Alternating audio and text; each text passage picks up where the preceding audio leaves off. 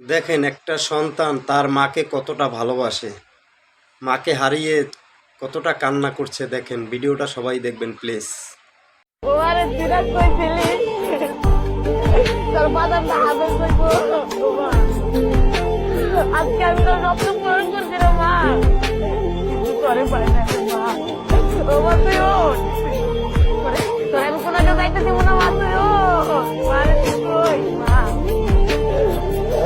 আমি কেমনে রাখবো তোর ঘর, আমার সোনা কেমনে রাখবো মা।